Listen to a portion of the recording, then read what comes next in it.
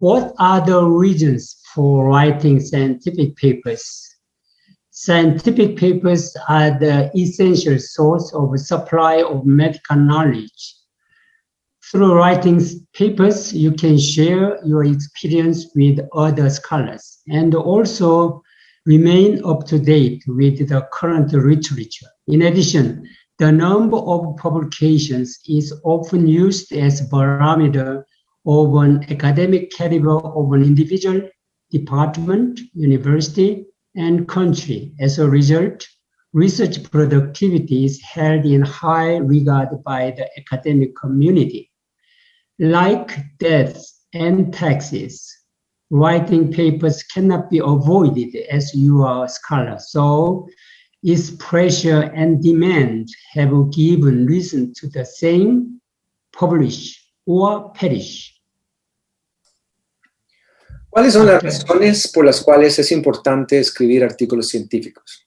Los artículos científicos son una fuente esencial de conocimiento médico. A través de la escritura de artículos uno puede compartir su experiencia con otros profesionales y académicos y además puede mantenerse al día con la literatura actual.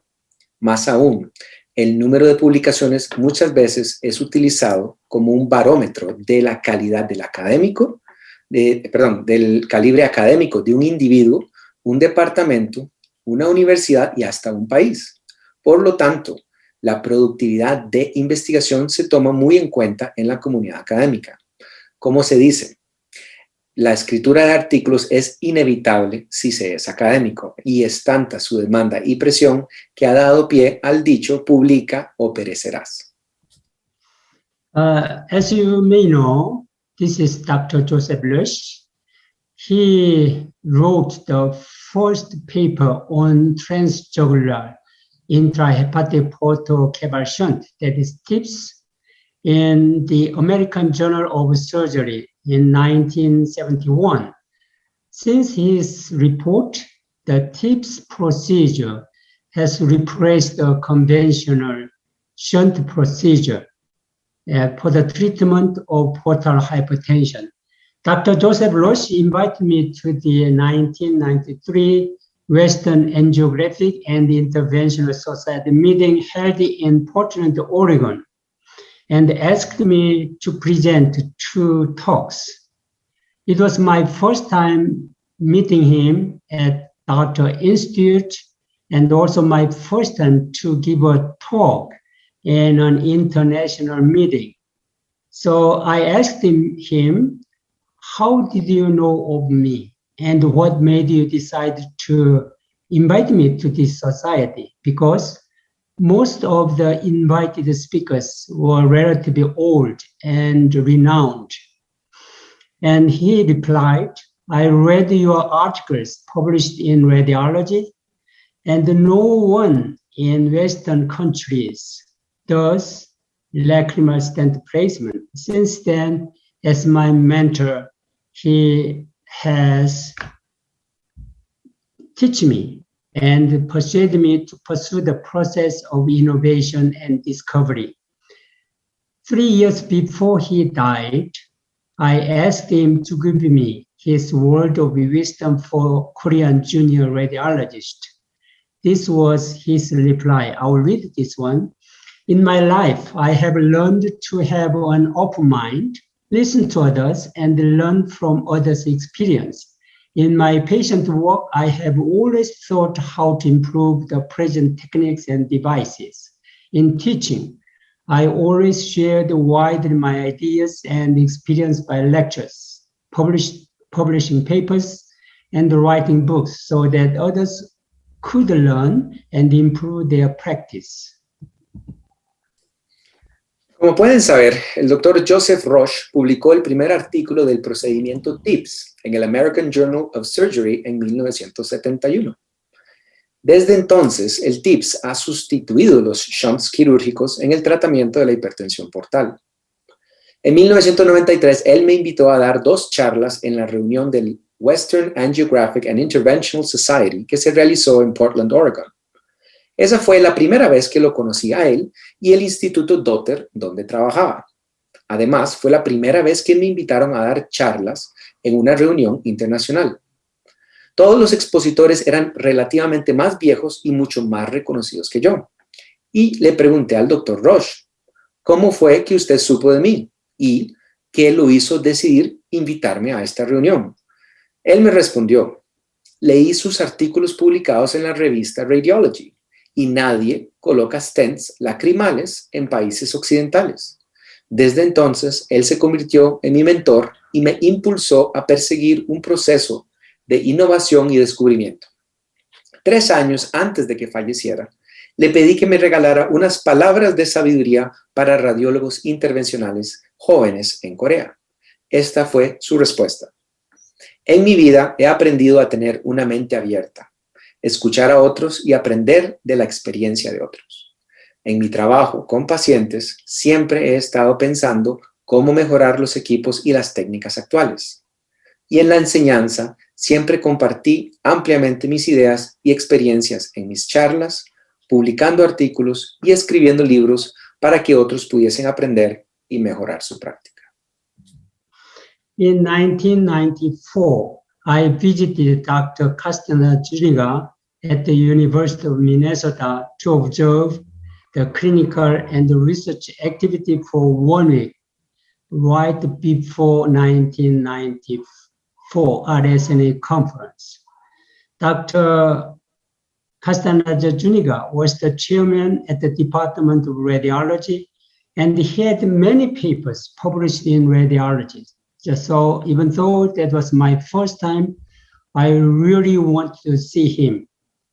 2 days after my arrival at the University of Minnesota, there was a party to celebrate Dr. Ambrach for his publication of 603 articles.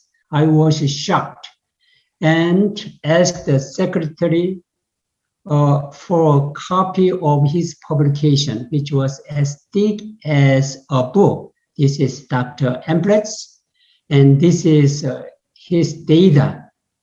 Here you can see he wrote 57 papers as the first author, that is 9%, and the 30% of his publications published in radiology. After analyzing his CV, I met him and he became my role model. And this is my data in 2007. Here you can see I had one more paper published in radiology as the first author than him. This is Dr. Ropera, and Dr. Ropera gave me a farewell party 1 month ago when I left San Antonio in his house. This is his house, and many doctors, including Dr. Castaneda Zuniga, joined the party. I never expected Dr. Castaneda Zuniga to come to the party. So Dr. Ambrach, his mentor, and he is my mentor. I am Dr. Lopez's mentor.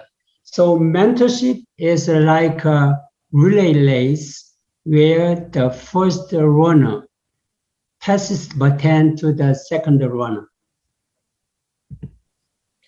En 1994, visité al Dr. Castaneda Zuniga en la Universidad de Minnesota para observar su actividad clínica e investigación durante una semana, justo antes de la reunión de la Sociedad Norteamericana de Radiología. El Dr. Castaneda Zuniga era el director del departamento de radiología y tenía muchos artículos publicados en la revista Radiology. Estaba muy ansioso de conocerlo. 2 días después de que llegué, le celebraron una fiesta al Dr. Ambrach para celebrar la publicación de sus 603 artículos. Yo estaba sorprendido y le pedí a la secretaria que me diera una copia de todas las publicaciones, el cual ya era un libro muy grueso para ese entonces. Este es el Dr. Ambrach y esta era la suma de sus artículos para ese entonces. Después de analizar su currículum vitae, lo conocí y se convirtió en mi modelo a seguir. Aquí al lado está la suma de mis artículos en el 2007. Para ese entonces yo ya tenía un artículo más que él publicado en la revista Radiology como primer autor. Hace un mes, cuando terminó mi tiempo en Estados Unidos, el doctor Lopera celebró una fiesta de despedida para mí en su casa. Muchos doctores llegaron a la fiesta, incluyendo el doctor Castañeda Zúñiga, el cual no pensé que iba a llegar. Y quiero enfatizar este punto. El doctor Amplatz era el mentor del doctor Castañeda, el cual es mi mentor, y yo soy el mentor del doctor Lopera. La mentoría es como una carrera de relevos, en donde un corredor le pasa el bastón al que sigue. Thanks to his advice, I have continued writing papers as the first and corresponding author through my entire academic career. This is my paper published as a first author in the year of my retirement. I believe that the US is losing the competition with the Asian countries with regard to publications. Why? The publications in the SCI Index journals as the first author is more and more important in Asian countries because there are strict publishing requirements for hiring and promotion. For example, the majority of Korean medical school requires 3 to 6 SCI Index journals for hiring and promotion. In addition, it is a requirement to have 2 papers before they finish their resident program. Probably it is time for the US medical system to have this kind of a strict publication requirement, but who can better cat? Gracias a su apoyo, continué escribiendo artículos como primer autor o autor corresponsal durante toda mi carrera. Este es un artículo que publiqué el año que me retiré y, como ven, lo hice como primer autor. Creo que los Estados Unidos está perdiendo la competencia con países asiáticos en el área de las publicaciones. ¿Por qué? Porque las publicaciones como primer autor o autor corresponsal en revistas indexadas en el SCI se ha convertido más y más en un punto importante en países asiáticos, ya que para la contratación y la promoción de un individuo a nivel universitario hay requerimientos muy estrictos basados en la cantidad de publicaciones que se tenga.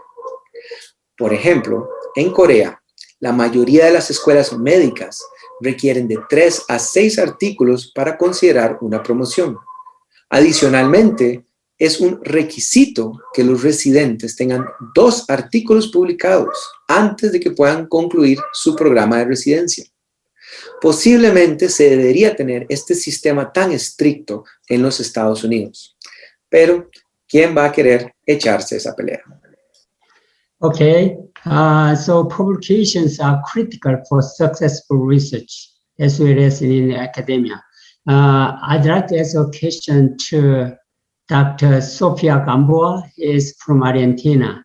So, Dr. Gamboa, would you please share your experience in Argentina? It is obligatory to write a paper to finish the residency. Is okay, Dr. Gamboa? Sofia Gamboa. No se te escucha, tenés que activar el micrófono. Hola, buenas noches. Do you want me to speak in English or Spanish? Yeah, in Spanish. Probably okay. I can understand you. Okay. Okay. Bueno, buenas noches. La realidad es que nosotros, si bien vemos trabajos, no participamos tanto de trabajos. Yo como experiencia solamente he publicado un reporte de caso en una revista y hemos hecho en el hospital, como hay encuentros interresidenciales, hemos publicado láminas, que serían pósters, pero la realidad es que más de eso no tenemos y tampoco tenemos, digamos, establecido un programa en el cual sea obligatorio publicar, lo cual sería bueno, pero digamos, no hay establecido un programa que diga que para terminar la residencia tenemos que publicar. Así que no es tanta la experiencia que tenemos, la realidad. Okay, thank you, Dr. Sophie Gambo. How many papers do you have published in Associated Journals? Particularmente nosotros, You. yo Yeah, publicado uno solo.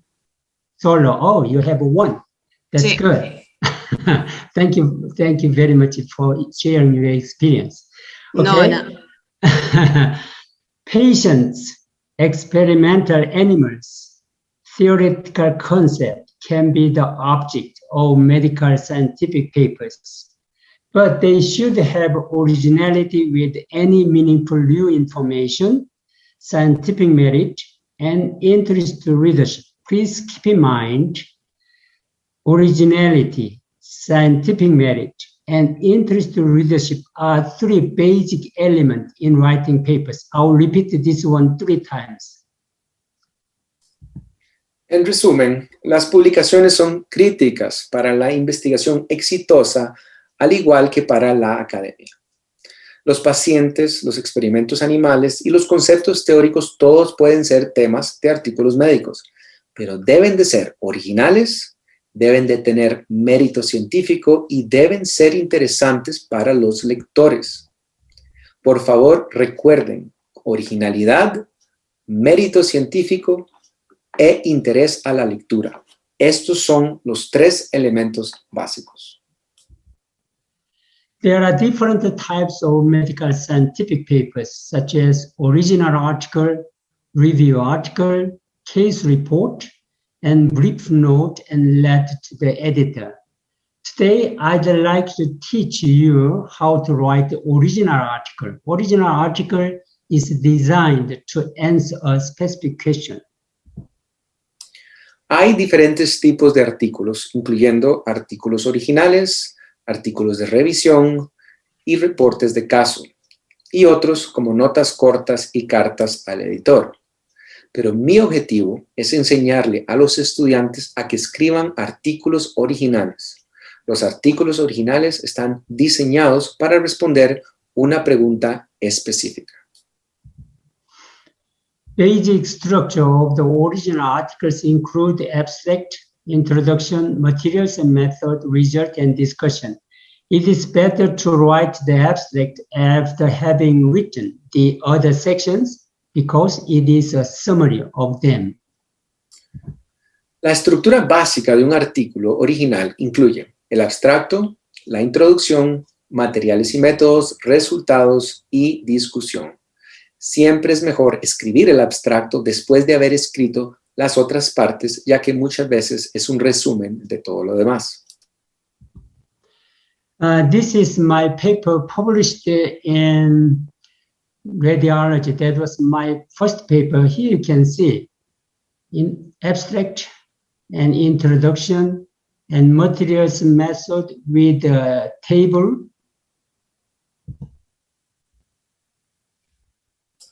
Este fue mi primer artículo publicado en la revista Radiology. Consiste básicamente en el título, el abstracto, la introducción, los materiales y métodos con una tabla. And result with some figures. Los resultados que incluyen unas fotografías. And discussion and references. Discusión y referencias. The introduction section usually consists of a background paragraph with the references and a separate paragraph discussing the aims of the study. The background paragraph should state the nature of the problem being investigated and provide a brief review of the literature relevant to your result. Brevity and focus are important. For example, if the introduction is more than 2 pages or 15% of the paper, it is too long. Appropriate tense usage is not easy for beginners. Here is one useful rule to keep in mind. You can use past tense for your current work and present tense for well-known published works. La introducción normalmente consiste en un párrafo de antecedentes con referencias y un párrafo separado discutiendo el propósito del estudio. El párrafo con los antecedentes debería de establecer la naturaleza del problema que va a investigarse y proveer una pequeña revisión de la literatura que sea pertinente a los resultados y a las conclusiones del estudio. La brevedad y el enfoque son muy importantes. Por ejemplo, si la introducción se extiende por más de 2 páginas o 15% del artículo, es demasiado largo. El uso del tiempo gramático adecuado normalmente es difícil para autores que no tienen el inglés como primera lengua. Una regla general útil de recordar es que se debe utilizar el tiempo pasado para su trabajo actual y usar el tiempo presente para trabajos publicados a los que haces referencia. The materials and methods section must be clear and detailed enough for reader to repeat the protocol and reproduce the result. You should describe what you did in a logical, chronological order, which means that you can use the past tense for materials and methods section because you can describe what you did in a logical, chronological order. That means that this is your current work. And many authors start writing manuscript from the materials and method because this part is easy to write, because this is the experience. La sección de materiales y métodos debe ser suficientemente clara y detallada para que algún lector pueda repetir su protocolo y reproducir sus resultados. Se debe de describir qué se ha hecho en una forma lógica y cronológica, por lo que se usa el tiempo pasado en esta sección porque es su propio trabajo el que se está describiendo. Esta sección es fácil de escribir, por lo tanto muchos autores les gusta escribir la sección primero. The result section is the core of the paper around which all other sections are built. And you can organize your data in tables and figures. And you describe the data in a logical sequence and state the statistical significance of your findings. There are common mistakes. One is that this section should not include any interpretation or discussion.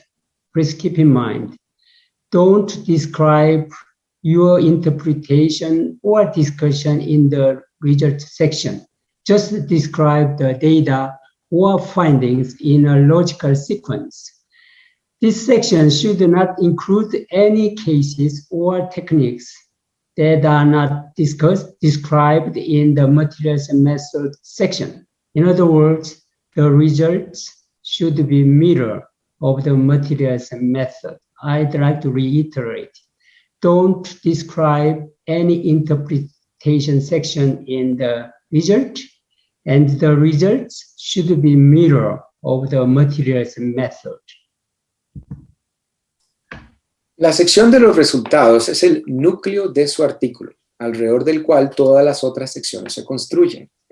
Antes de comenzar a escribir, se debe organizar toda la información y los datos que se obtuvieron en tablas y figuras. Describa los datos en una secuencia lógica y exprese la significancia estadística de sus resultados en el tiempo pasado. Entre los errores comunes es que no se debería de incluir ninguna interpretación o discusión de los resultados. Solamente deben de describirse los datos o hallazgos en una secuencia lógica. Esta sección no debe de incluir casos o técnicas que no se describieron en los materiales y métodos. En otras palabras, los resultados deben de ser una imagen en espejo de la sección de materiales y métodos. El doctor repite que no debe de haber interpretación o discusión y que los resultados deben ser una imagen en espejo de los materiales y métodos. You can use figure for result section to illustrate important features, but the quality of the figures should be highest. You can use tables to summarize the complex collections of data and to allow the readers to more easily make comparisons. Pueden usar figuras en la sección de resultados para ilustrar detalles importantes, pero la calidad de las figuras debe de ser muy alta. Recuerden que las tablas se utilizan para resumir datos complejos y a la vez permiten al lector hacer comparaciones más fácilmente. Many beginners say that it is very difficult to write the discussion section and introduction section. But in the discussion section, you can present your valid conclusions and then explain why they are valid. Relate your observations to other studies and discuss the implications of the findings and their limitations with the references. Finally, you can conclude with a short summary or conclusions to confirm the significance of your study. I usually devote one paragraph for number 1 and 2 or 3 paragraphs for number 2 and 1 paragraph for number 3 and 1 paragraph for number 4. So a total of 5 to 6 papers. 6 paragraphs are good enough for discussion section. You do not need to write a long discussion. Usually, beginners tend to include the observations of other authors and leave out their own. For example, they wrote the author's experience or data from the first paragraph to the 5th paragraph and suddenly go into the conclusion. This is not good. You can discuss what you want to say in the first paragraph of discussion. I emphasize that don't describe your interpretation in the result section. So now you are ready to describe what you want to say. For example, our study of TIPS is the first one in the treatment of portal hypertension with a 90% of success rate. That was Dr. Joseph Lush's report. And then you can describe that in the first paragraph. And in the second paragraph, you can compare because our result was 90%. What about the conventional shunt procedure, surgical? Probably less than 60% or something like that. So you can compare your observations with others, particularly the conventional treatment. And also a third paragraph, you can compare our technique is new in comparison with others. And you can discuss the implications of findings and their limitations with the references. For example, we have just a few cases or tips. We need a radiation image or something like that, and you can conclude. So without a discussion section, writing scientific papers would be very boring. So don't worry about writing discussion. You can enjoy writing discussion section. Bueno, muchos principiantes dicen que escribir la introducción y la discusión es difícil, pero normalmente la discusión es muy emocionante porque la sección de la discusión tiene que presentar sus complicaciones y luego explicar por qué son válidas, asociarlas con observaciones de otros estudios, pero también debe discutir las implicaciones de sus hallazgos, sus limitaciones y reitere la validez y la significancia de su estudio. Entonces, el doctor dice que él normalmente dedica un párrafo a este punto número 1, 2 o 3 párrafos al punto número 2, un párrafo al punto número 3 y un párrafo al punto número 4. Por lo tanto, al final se tiene un total de 5 a 6 párrafos que son suficientes para la sección de la discusión. El doctor refiere que en general muchos principiantes le tienen miedo a esta parte porque tienden a incluir observaciones de otros autores y se olvidan que pueden brindar sus observaciones. Por ejemplo, tienden a discutir primero los antecedentes del estudio en varios párrafos, luego describen las observaciones de otros autores con referencias y todo, y casi siempre van directo a la conclusión, ¿verdad? En resumen, simplemente se olvidan de su aporte, ¿verdad? Minimizan su aporte. Entonces, la discusión más bien debe siempre describir lo que ustedes quieren opinar y sus interpretaciones. Entonces, en resumen, les recuerda que no discutan nada en los resultados. Eso lo hacen a nivel de la discusión, ¿verdad? Pueden discutir lo que ustedes quieren decir en esta sección. Entonces, no le tengan miedo a esta parte, ¿verdad? Él dice que sin una discusión, los artículos científicos serían aburridos. It's easy to write the abstract again because it's summary of the text. The purpose forges the question of the study. Materials and method describes what was done, result, what was found. Conclusion, answer the question. So accurately describe the main part of the paper using the minimum of words. El abstracto es fácil de escribir porque es simplemente un resumen de la introducción, materiales y métodos, los resultados y la discusión. Como pueden ver, el propósito propone la pregunta del estudio. Los materiales y métodos, lo que se hizo. Los resultados, lo que se encontró. Y la conclusión responde a la pregunta. Menciona que tienen que describir la parte principal del artículo utilizando el mínimo de palabras y en esta parte se omiten las referencias a la literatura. The title is very important because it is to attract readers and to aid retrieval and indexing. So it should be concise, specific, and clear. The title is the gateway to your paper, so it should be sexy. If the title is boring, readers will skip your paper even when it is published. So try to give a title to your paper with the same thought and effort as you would when naming your child.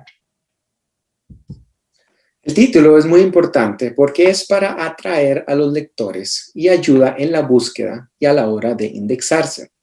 Debe de ser conciso, preciso y claro, específico y claro.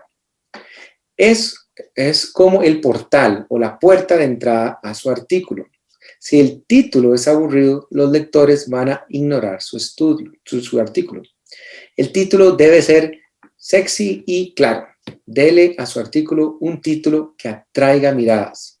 Invierta la misma cantidad de esfuerzo y pensamiento en ponerle el título a su artículo como el que le pondrías para nombrar un hijo o una hija. I usually organize the tables and figures before writing the manuscript. And then I start writing the manuscript from the materials and method, followed by result, introduction, discussion, abstract, and title. From beginning to end, I try to find the appropriate title for the study.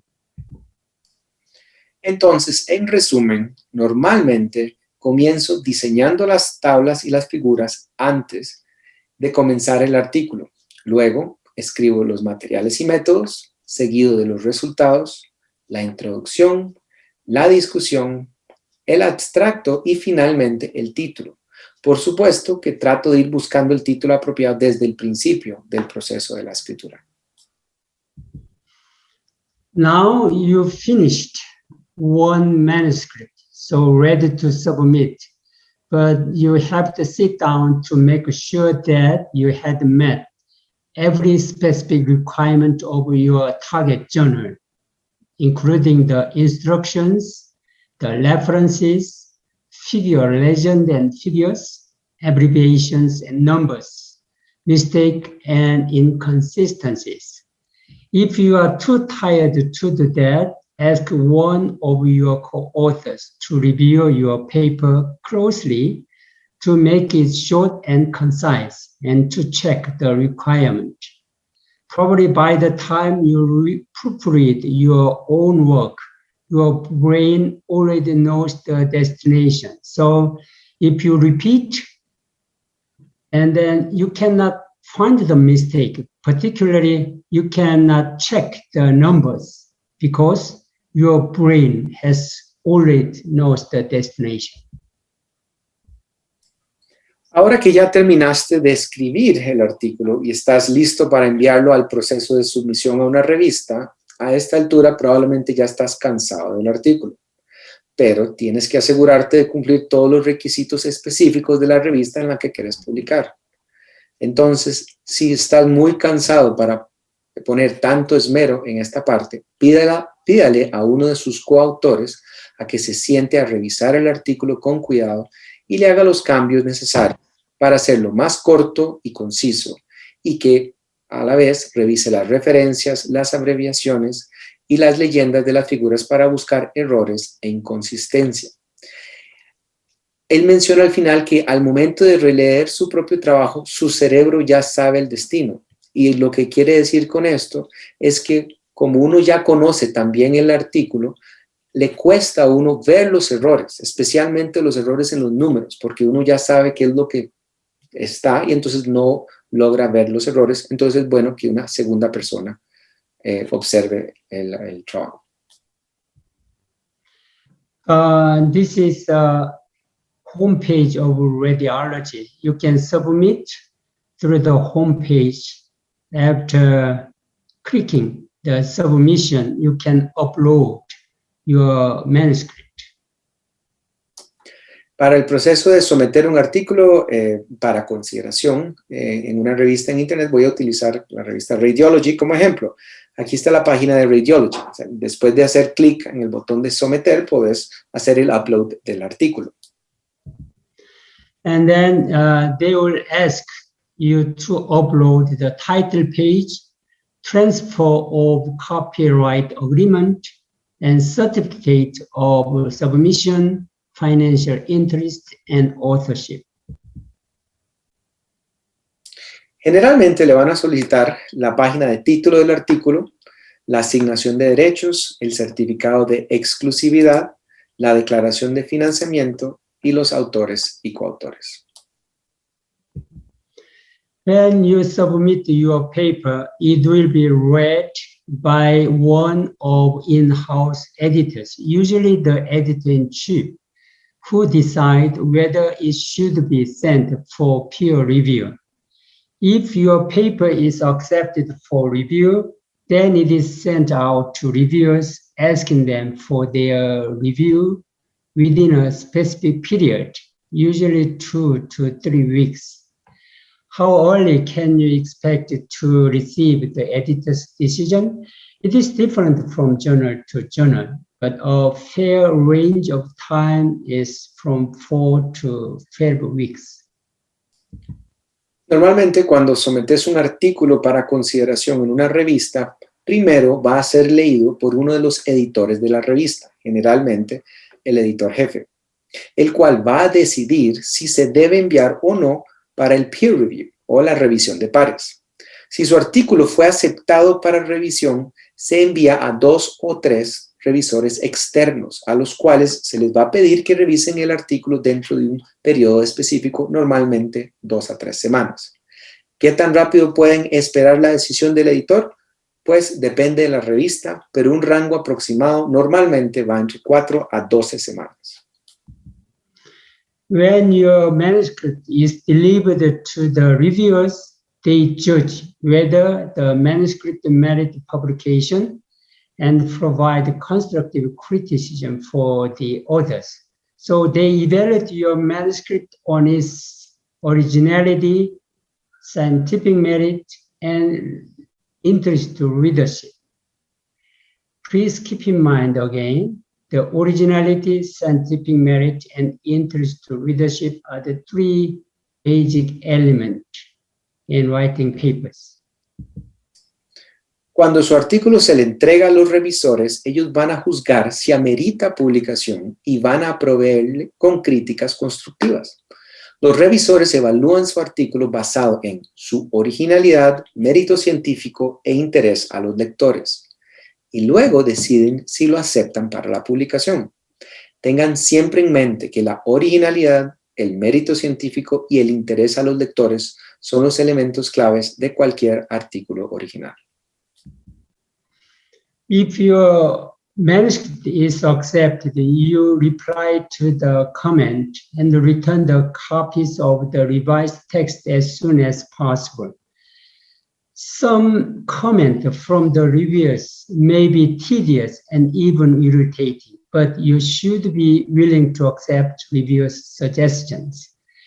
Even if it is difficult to accept some comment, just comply as suggested. But if you disagree with a point, you must make a clear argument to the editor and the reviewer as to why you disagree.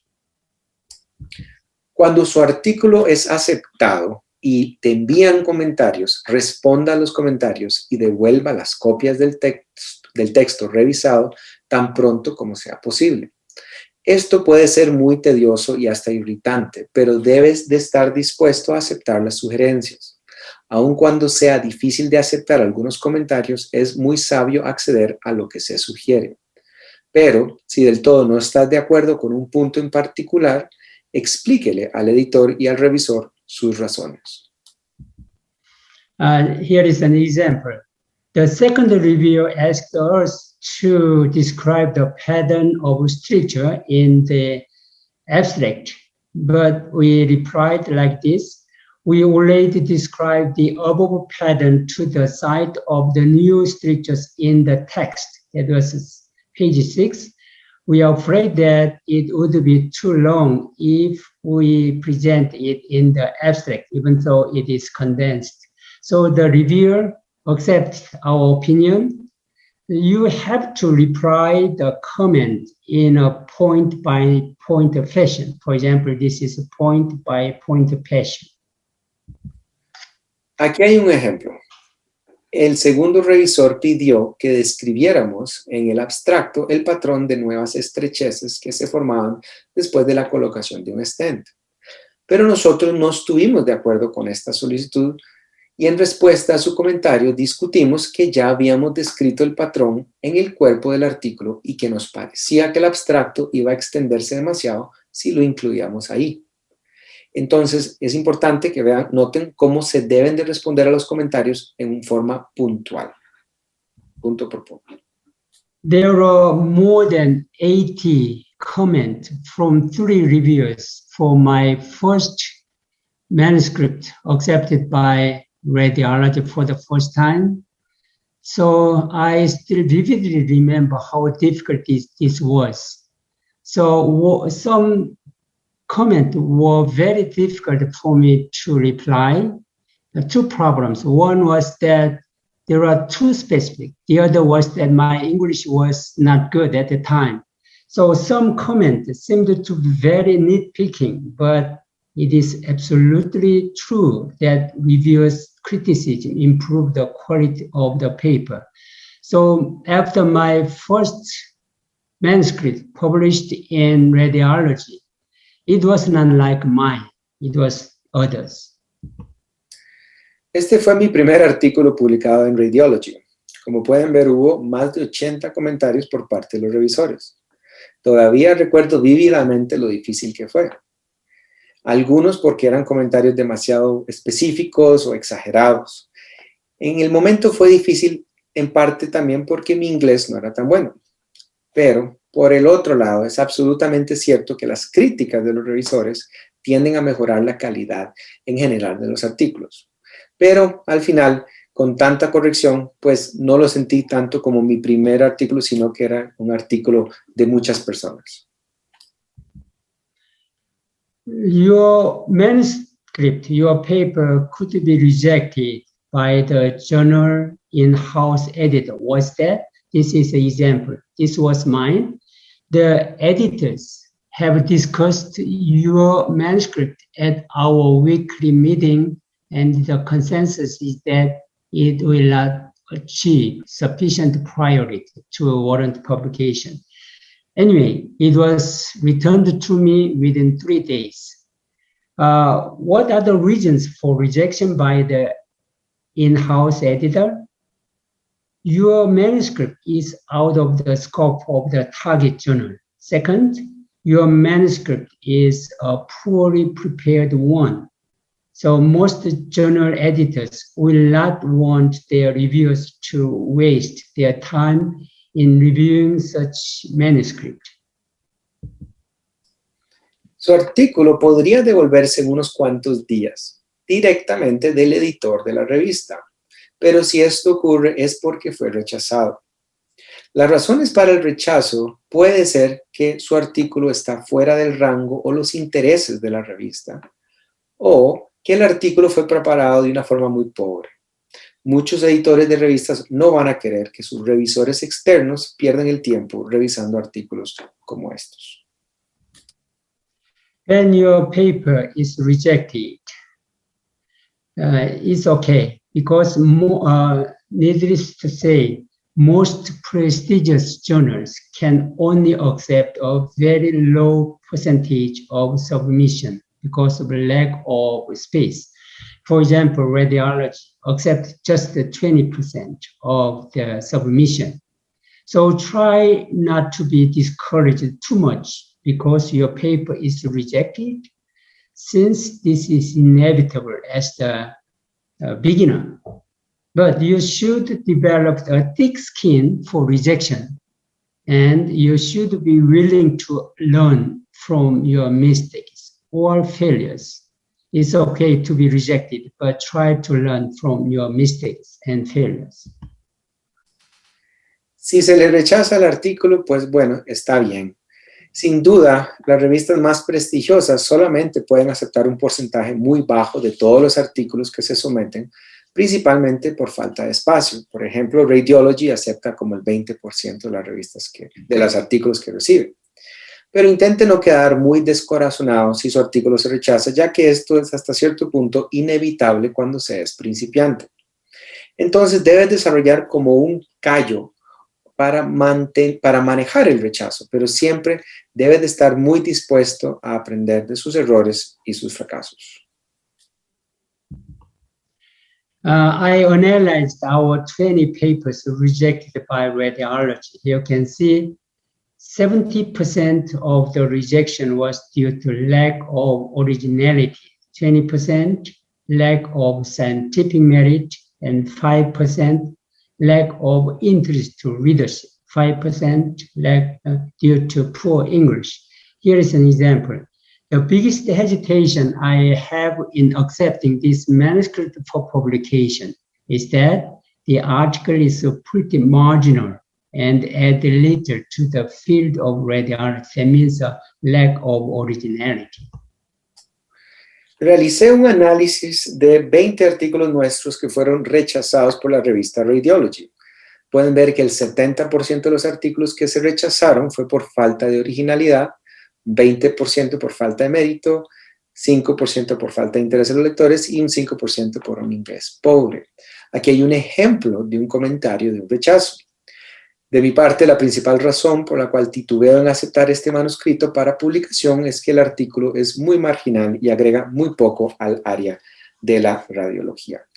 Básicamente diciendo que no tiene tanta originalidad. When you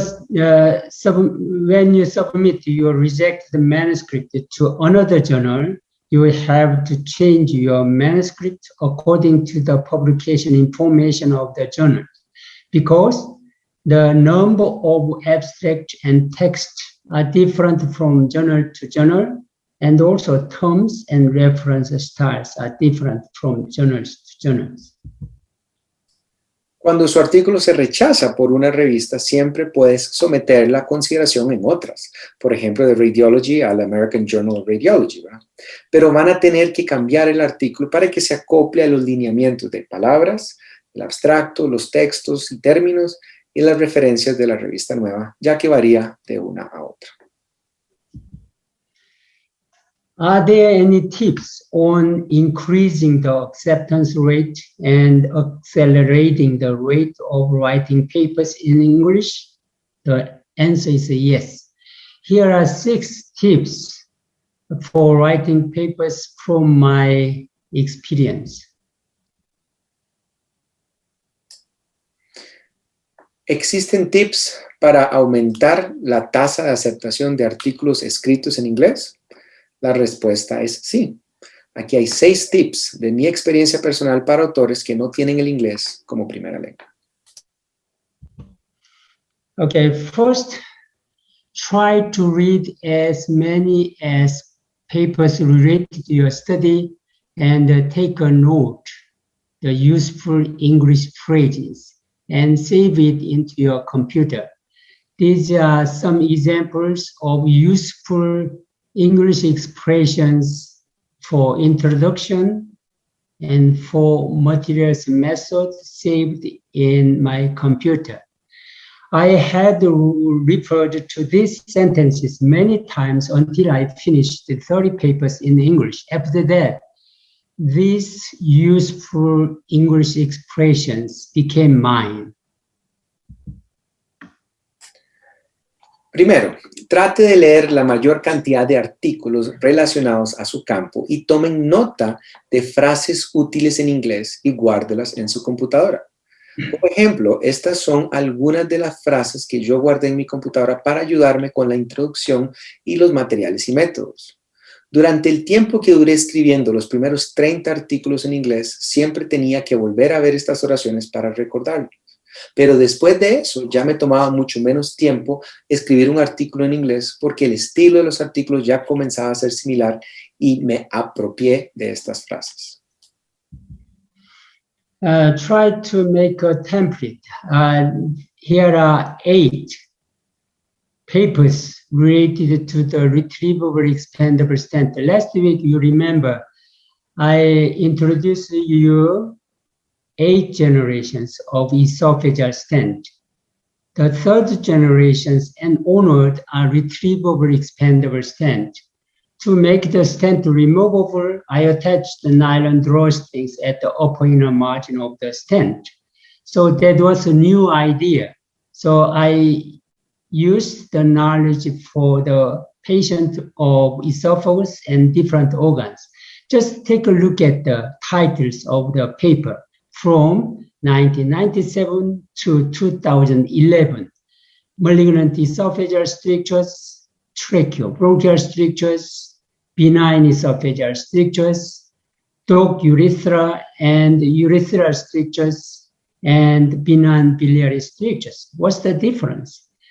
The differences are organ and patient numbers. So when I wrote the second manuscript regarding the tracheobronchial strictures, I used the template used for the first paper, including introduction, materials and method, and result. I just changed from esophagus to trachea or bronchus, and from 10 patients to 20%.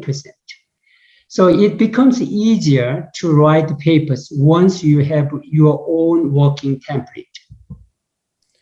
Segundo, desarrolle plantillas, patrones o machotes para los diferentes formatos de sus artículos. Por ejemplo, estos son artículos relacionados a los stents expandibles, extraíbles que desarrollamos y los describí en la charla previa. Entonces, cuando se desarrollaron, teníamos mucha oportunidad de hacer diferentes publicaciones. Entonces, simplemente vean los títulos. Estrecheces esofágicas, estrecheces traqueobronquiales, estrecheces ureterales en pacientes humanos. ¿Cuál es la diferencia? La única diferencia es el órgano de interés y el número de pacientes. Entonces, cuando escribí el segundo artículo de las traqueobronquiales, utilicé la plantilla de la introducción, los materiales y métodos, los resultados y la discusión del primer artículo y simplemente le cambié el número de pacientes, los órganos de aplicación y los resultados. Por lo tanto, se hace más fácil escribir artículos una vez que ya se tienen sus propias plantillas. Third, try to write a short paper. Short papers are better than long papers. Here are 3 reasons. The editors and reviewers prefer short papers. The chance that reviewers to detect errors and to misunderstand the paper decreases. And reviewers will return the paper faster. Also, writing a paper draft should be done within a short framework of time. Otherwise, you will lose interest. For example, I tried to start writing papers from Friday evening to Sunday evening because I can concentrate on writing it with less interference. When you have 4 or 5 days for holidays, that is perfect time to finish the draft. So draft is just a draft. Don't try to write a manuscript, the whole one, just the draft. And then you can read it again and again. Tercero, trate de escribir artículos cortos en periodos cortos de tiempo. Los artículos cortos son mejores que los artículos largos. Y aquí presento 3 razones. Primero, los editores y los revisores externos prefieren revisar artículos cortos. Segundo, la posibilidad de que los revisores puedan encontrar errores o malinterpreten el artículo disminuye. Y tercero, los revisores van a revisar y devolver el artículo más rápidamente. Escribir un artículo debería de realizarse en un periodo corto de tiempo, porque si no, vas a perder interés en escribirlo. Entonces, normalmente yo trato de comenzar a escribir un artículo en la tarde, noche de un viernes hasta el domingo en la noche para poder concentrarme y escribir con menos interrupciones. Y también cuando tienen un periodo de descanso o vacaciones de 4 o 5 días, es un buen momento para terminar su draft. Hace hincapié, es un draft, no es el artículo, no tienen que terminar todo, sino que nada más lo leen y lo pueden volver a revisar. English editing service is very important. You can understand why the English editing service is important. Here are 2 comments from reviews. I will read it. The article is not very well written, and it is difficult to understand what they did for the study because there are too many awkward phrases.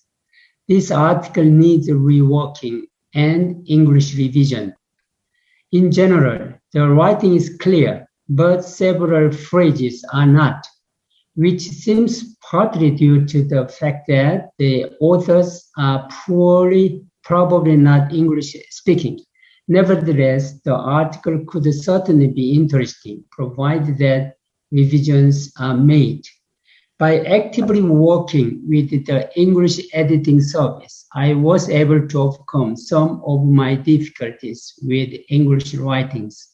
I read the reviews from the English editing service several times so that I can learn from their reviews. Cuarto, intenten buscar ayuda para editar y mejorar su inglés académico. Tal vez puedan apreciar lo importante que es un servicio de edición en inglés a partir de estos 2 comentarios. Primero, el artículo no estaba bien escrito y fue difícil de entender qué fue lo que se hizo en el estudio, ya que había muchas frases raras. Este artículo necesita reescribirse y revisión en inglés. Y este segundo comentario que nos hicieron, que dice, en general la escritura está clara, pero varias frases no están claras. En parte posiblemente por el hecho de que los autores no hablan inglés como primera lengua. Sin embargo, el artículo podría, sinceramente, ser interesante si es que las revisiones se realizan. Fue trabajando con un servicio de edición en inglés que logramos superar algunas de las dificultades de escribir y publicar. Y revisaba constantemente, o varias veces, los comentarios del servicio de edición de inglés para aprender. Okay, 5th. Organize the authorship conference. I organized this conference, but I am going to talk about the authorship conference next week at the surgical research meeting. So I will explain why it is important. next week. Quinto, intente organizar el taller de artículos o el Authorship Conference. Este es un punto y el punto más importante, pero vamos a hablar de este tema la próxima semana. Entonces, vamos a nada más mencionar puntos básicos. I set up the authorship meeting in 2001 to teach junior doctors and researchers how to write a paper in English. What do we do at the authorship conference? We read the manuscript before the conference. Here you can see several people, and then see what the first author had not seen and provide constructive criticism to improve its quality and integrate new ideas from all of the team members and determine the target genre of manuscript and improve English communication skills. We lead the meeting in English from 2001 because in the beginning, many people say that it is not a good idea to lead this meeting in English because we cannot communicate in English. So even though we want to say something, we cannot express it because of language barrier. But I believe that it is very important to start from English because English is very, very important. So next week, I am going to talk about the authorship conference, and I am going to use one example written by a fellow at Asan Medical Center in Korea, entitled Obstruction of Eustachian Tube Treated with Fluoroscopic Guided Balloon Dilation, a prospective study in 10 patients. Dr. Manuel will email you this manuscript. Please read it, and then you can understand my lecture next week. If you don't have time to read it, probably it's difficult for you to understand my talk. En el 2001 establecí el Authorship Conference o el taller de artículos para enseñarle a estudiantes jóvenes cómo escribir artículos médicos en inglés. ¿Qué hacemos en el taller de artículos? Bueno, leemos el manuscrito antes de la conferencia. Buscamos cosas que el autor tal vez no vio, proveemos críticas constructivas para mejorar su calidad e integramos nuevas ideas provenientes de todos los miembros. Además de que mejoramos nuestras habilidades de comunicación en inglés. Cuando comencé con las charlas, con la Authorship Conference, yo insistí en hacerlo en inglés, a pesar de que muchas personas decían que iba a ser muy difícil, que la comunicación iba a ser muy complicada, pero lo logramos hacer. La próxima semana para la charla voy a utilizar este manuscrito escrito por un fellow del Centro Médico Asan en Corea. Su título es Obstrucción del tubo de Eustaquio tratado con dilatación con balón guiado por fluoroscopía, un estudio prospectivo en 10 pacientes. Entonces yo les voy a enviar a todos el manuscrito que me enviaron el email y si no, está aquí en el chat de la charla para que todos lo puedan bajar si quieren. Por favor, lean el manuscrito antes de venir a la próxima reunión porque van a entender aún mejor la próxima charla. Finally, you need a strong motivation. Over the past 33 years, I have mentored more than 1,000 doctors, technologists, and researchers in Korea and abroad. And then I'd like to introduce one mentee who had a strong motivation. This is Eugene Che. He was a third-year student at Cornell University when he was keen to visit me to learn how to write a paper in English. So I asked him, why do you like to write a paper? He answered, I wish to be trained at the Department of Radiology and a handful of top-notch university hospitals, including UCLA, Stanford, and UCSF, and Johns Hopkins.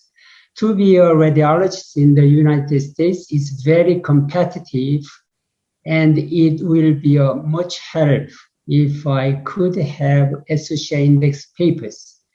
And he stayed with me for 1 year, and he wrote a paper day and night, on and on, until he finished writing a total of 27 papers, 14 papers as the first author and the other one as the junior author. So he was accepted all the universities he interviewed. Now he worked for hospital in Los Angeles after finishing his resident and fellows in UCLA. Sexto, necesitan una motivación muy fuerte. Por los últimos 33 años he sido mentor de más de 1,000 doctores, técnicos, investigadores y estudiantes en Corea y a nivel internacional a través de los talleres de artículos y en charlas. Me gustaría presentarles a un estudiante que demostró tener una motivación muy fuerte. Este es el señor Eugene Choi. Él es coreano-americano. Cuando era estudiante de tercer año de medicina en la Universidad de Cornell, me decidió visitar para aprender a escribir artículos científicos. Yo le pregunté, ¿por qué quieres aprender a escribir artículos y cómo fue que supiste de mí? Él me dijo que él quería entrenarse en un departamento de radiología en una universidad de alta gama, incluyendo universidades como Stanford y UCLA. Mencionó que para ser radiólogo en los Estados Unidos la admisión era muy competitiva y que sería de gran ayuda si él pudiese tener artículos publicados en revistas indexadas en el SCI.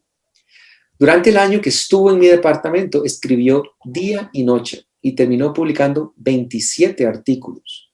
Publicó 14 como primer autor y 13 como autor secundario.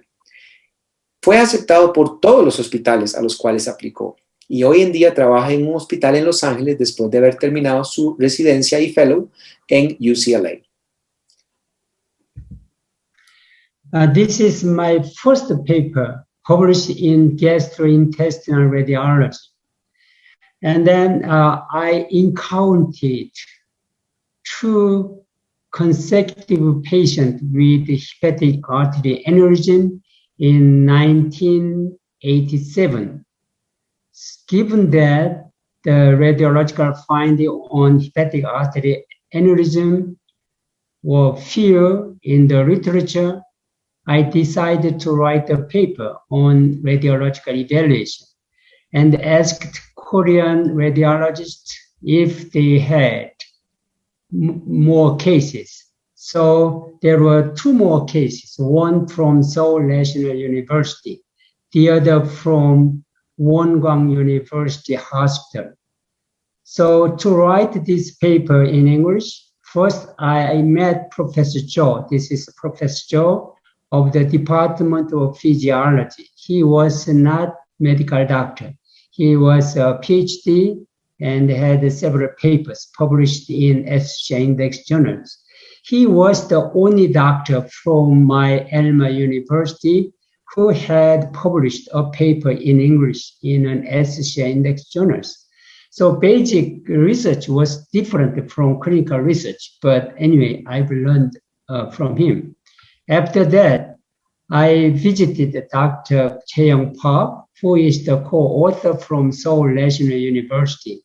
At that time, I worked for Jeonbuk National University, so it took 3 hours for me to visit Dr. Chae-young Park in Seoul by express bus. So it took for me a year to finish writing these 4 cases, but I have learned a lot thanks to their advices, different scholars. Este fue mi primer artículo publicado en revistas indexadas en SCI. Se llamaba Evaluación radiológica de aneurismas de la arteria hepática. En 1987 encontré 2 casos consecutivos de aneurismas de la arteria hepática en el periodo de un mes. Y ya que habían pocos casos reportados, quise escribir un artículo acerca de los hallazgos radiológicos de estos aneurismas. Le pregunté a radiólogos coreanos si habían tenido algún caso de aneurismas de la arteria hepática y me reportaron 2 casos más. Uno en el Hospital Nacional de la Universidad de Seúl y otro en el Hospital Universitario Wonkwang. Para poder escribir este artículo en inglés, tuve que reunirme con el profesor Choi, que es uno de los coautores. Él era del departamento de fisiología y no era médico, era un PhD, el cual era el único doctor de mi universidad que había publicado un artículo en inglés en una revista indexada en SCI. Y aunque la investigación en medicina básica y clínica es diferente, aprendí mucho de él. Después tuve que reunirme con el profesor Park, otro de los coautores, que es del Departamento de Radiología del Hospital Universitario de la Universidad Nacional de Seúl. Y él sí tenía varios artículos publicados en inglés. En ese entonces, yo trabajaba en Cheonju, otra ciudad, en la Universidad de Jeonbuk, por lo que tenía que tomar un autobús express a Seúl que duraba 3 horas. El doctor Park muy amablemente me enseñó cómo escribir el artículo en inglés y el doctor Choi me ayudó también. Aprendí mucho de ellos. Okay, today I gave you 6 tips for writing scientific paper as a non-native English writers. Painstaking work is required for success. You have to persevere for achievement. It is true that failure to publish does not stem from lack of writing paper or language skills, but it is a result of the lack of effort. Hoy les he dado 6 tips para escribir artículos en inglés, pero recuerden que para el éxito es necesario el trabajo fuerte y dedicado. Deben de perseverar y buscar obtener estos logros. Yo creo que el fracaso o la falla para publicar no viene de la falta de habilidad con el idioma o por dificultades en la escritura, sino es por la falta de esfuerzo. Okay, thank you very much for your attention.